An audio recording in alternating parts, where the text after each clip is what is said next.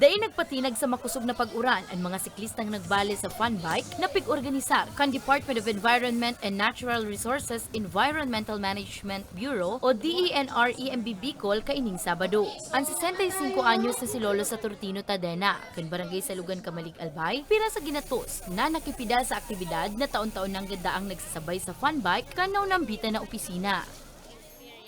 Ang experience kini de sa dinar, ito nakabigay man pagbigay sa katawan ng ng pampasigla sa katawan.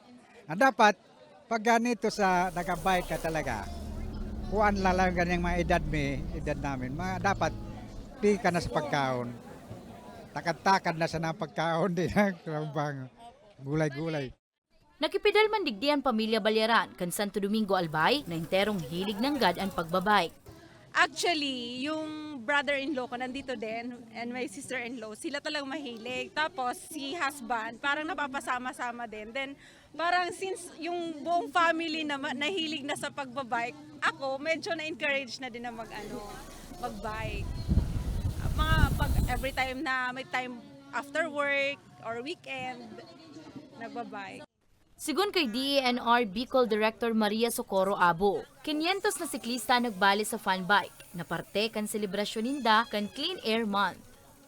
Of course, the objective, at this is one of the mandates being implemented by EMB, and the objective is improvement of air quality. Bakit ba tayo nagbabike? Diba? Pag nagbabike tayo, hindi tayo gumagamit ng gasolina, so hindi tayo nagkakaroon ng emission. Yun ang unang-una, diba?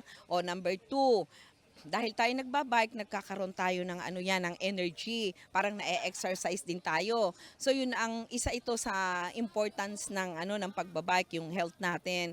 And then dun sa mga, 'di ba kanina nagbigay kami ng bike doon sa mga less fortunate nating mga kababayan kasi yan ang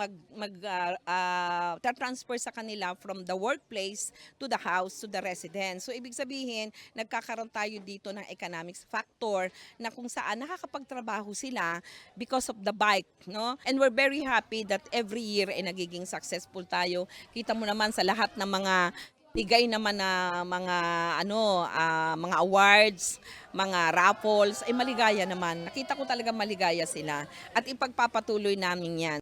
Mientras tanto, may tema ang aktibidad na pidal para sa gabos para sa malinig na paros. Para sa mga baretang Tatak Bicol, Danica Garcia.